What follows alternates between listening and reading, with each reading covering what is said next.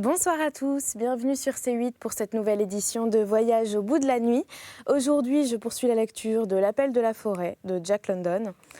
J'en étais au chapitre, j'ai oublié, chapitre 3. Voilà, je vais donc poursuivre cette lecture et n'hésitez pas à réagir sur les réseaux sociaux avec le hashtag VBN. Merci.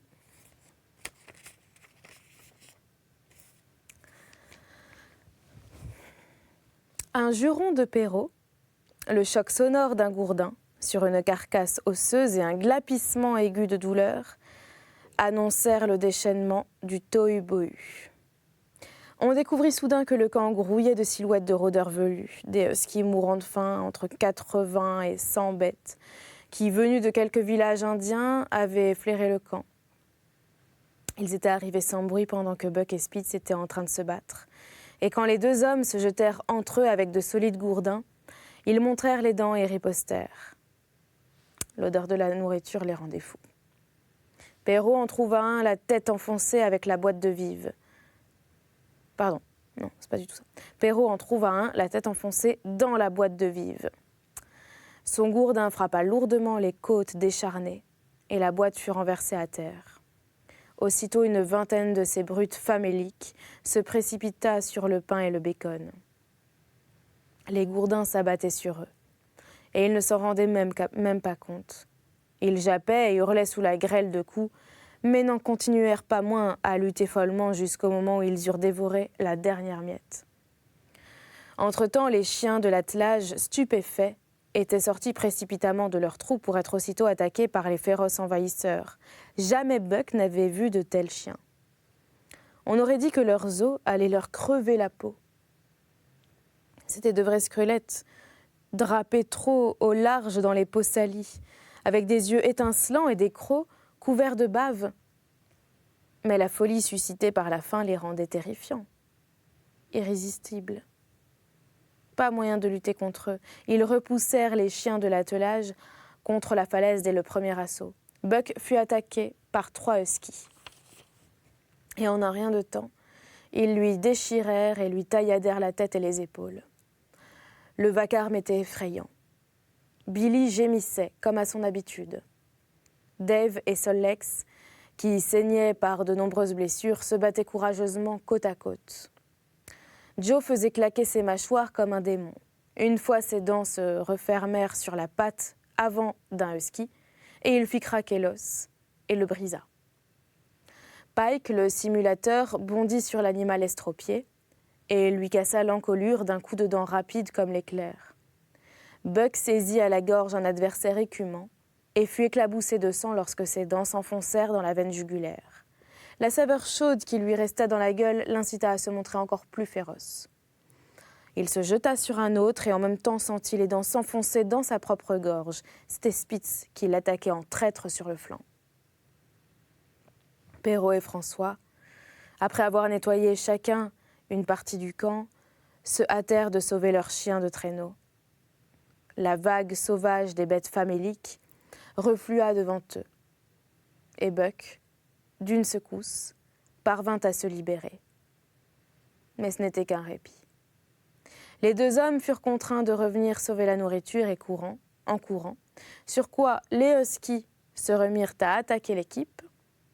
Billy, que la terreur rendait vaillant, bondit à travers le cercle féroce et s'enfuit sur la glace. Pike et Dub lui emboîtèrent le pas, et le reste suivit. Alors que Buck se ramassait sur lui-même pour bondir derrière eux, il vit du coin de l'œil Spitz se ruer sur lui avec l'intention évidente de le renverser. S'il était tombé à terre, enseveli sous cette masse de huskies, c'en était fini pour lui. Mais il rassembla ses forces pour soutenir le choc de cette attaque et put rejoindre ceux qui s'étaient échappés au loin sur le lac. Plus tard, les 9 chiens de l'équipe se rassemblèrent et cherchèrent un abri dans la forêt. On ne les poursuivit pas. Mais ils étaient en piteux état. Il n'y en avait pas un qui n'eût reçu 4 ou 5 blessures. Et certains étaient grièvement atteints. Dub était sérieusement touché à une patte arrière. Dolly, la dernière husky à avoir rejoint l'équipe de Diea, avait la gorge vilainement déchirée. Joe avait perdu un œil, tandis que Billy, la bonne patte, avec une oreille rongée et réduite en lambeaux, cria et gémit pendant toute la nuit. Au point du jour, ils rejoignirent prudemment le camp en boitillant. Les maraudeurs étaient partis. Ils trouvèrent les deux hommes de mauvaise humeur. La moitié au moins de leur réserve de nourriture s'était envolée. Les huskies avaient mâchonné les courroies du traîneau et les bâches de toile. En fait, ils n'avaient rien épargné, y compris ce qui était à peine mangeable. Ils avaient dévoré une paire de mocassins en peau d'original, appartenant à Perrault, une grande partie des traits de cuir et même sur 2 pieds de longueur, la lanière qui terminait le fouet de François. Ce dernier cessa de considérer tristement ce désastre pour examiner ses chiens blessés. « Ah, mes amis, dit-il doucement, peut-être que ça va vous rendre fous, toutes ces blessures, peut-être tous enragés. Crée Dieu. Qu'est-ce que t'en penses, hein, Perrault ?» Le porteur de message hocha la tête d'un air dubitatif. Avec les 400 miles de piste qui demeuraient à parcourir jusqu'à Dawson, il pouvait difficilement se permettre une épidémie de rage parmi ses chiens. 2 heures de jurons et d'efforts réparèrent les harnais, et l'équipe endolorie par ses blessures se mit en route et lutta péniblement sur la section de piste la plus dure qu'ils eussent jamais rencontrée. La plus difficile, d'ailleurs, qui resta entre eux et Dawson. La rivière 30 Mile n'était pas prise par les glaces. Ses eaux sauvages défiaient le gel. Et la glace prenait seulement dans les contre-courants et les endroits tranquilles. Il fallut 6 journées de progression harassante pour parcourir ces terribles 30 miles. Et terribles, ils le furent, car hommes et chiens vinrent à bout de chaque pied de terrain au péril de leur vie. Une 12aine de fois, Perrault, qui avançait en éclaireur, tomba à travers les ponts de glace et ne dut son salut qu'à la longue perche qu'il portait. Il la tenait de telle façon que chaque fois qu'il basculait, elle restait accrochée au bord du trou, creusé par son corps. Mais on était en pleine vague de froid. Le thermomètre marquait 50 au-dessous de 0. Et chaque fois qu'il passait au travers, il était forcé, pour survivre, de faire un feu et de sécher ses vêtements. Rien ne le décourageait. Et c'est bien pour cette raison qu'on l'avait choisi comme messager du gouvernement. Il prenait toutes sortes de risques, exposait résolument son petit visage ratatiné au froid glacial et luttait de la première lueur de l'aube à la nuit. Il contournait les rives menaçantes, bordées d'une glace qui s'affaissait et se craquelait sous les pas, et sur laquelle il n'osait pas s'arrêter. Une fois, le traîneau passa au travers, avec Dave et Buck, et ils étaient à moitié gelés et presque noyés lorsqu'on les tira de là. Il fallut rallumer un feu pour les sauver, une solide couche de glace les recouvrait, et les 2 hommes les forcèrent à courir autour du feu pour suer et se dégeler, de si près qu'ils en étaient roussis par les flammes. Une autre fois, ce fut Spitz qui passa à travers et entraîna toute l'équipe à sa suite jusqu'à Buck, lequel tira en arrière de toute sa force avec ses pattes de devant sur le rebord glissant, tandis que la glace frémissait et cassait alentour. Heureusement, derrière lui, il y avait Dave, qui tirait tout autant, et derrière le traîneau, il y avait François, arc-bouté à s'en faire craquer les tendons.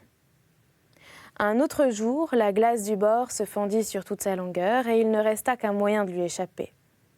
Gravir la falaise. Perrault l'escalada par miracle, tandis que François priait justement pour que ce miracle s'accomplît. Et à l'aide de chaque lanière, de chaque courroie du traîneau et du dernier morceau de harnais tressé en une longue corde, on hissa les chiens un par un jusqu'au sommet de la falaise. François monta le dernier après le traîneau et son chargement. puis vint à la recherche d'un endroit pour la descente, qui s'effectua en fin de compte à l'aide de la corde, et le soir les trouva de retour à la rivière, avec seulement un quart de mille à porter au bilan de la journée. Quand ils arrivèrent à l'Utalinka et à la Bonne Glace, Buck était épuisé. Les autres chiens ne valaient pas mieux, mais Perrault, pour rattraper le temps perdu, les forçait à veiller tard et à se lever tôt. Le premier jour, ils parcoururent 35 miles jusqu'à la rivière Big Salmon, le lendemain 35 de plus, jusqu'à la Little Salmon. Le troisième jour, 40 miles qui les conduisirent tout près des rapides de Five Fingers. Les pattes de Buck n'étaient pas aussi résistantes et aussi dures que celles des huskies.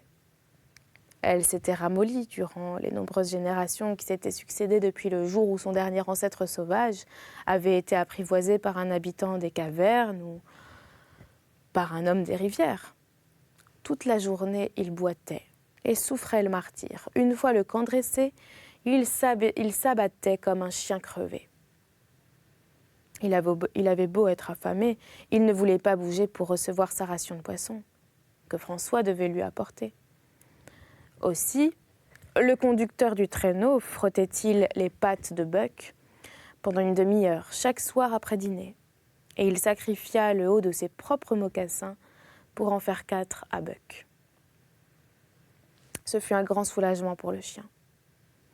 Un matin, une grimace qui ressemblait à un sourire se dessina même sur le visage tout ridé de Perrault. Comme François avait oublié les mocassins, Buck restait étendu sur le dos et agitait ses 4 pattes en l'air avec une mine suppliante. Il refusait de bouger s'il ne les avait pas. Plus tard, ses pattes s'endurcirent au contact de la piste et on jeta les chaussures usées jusqu'à la corde.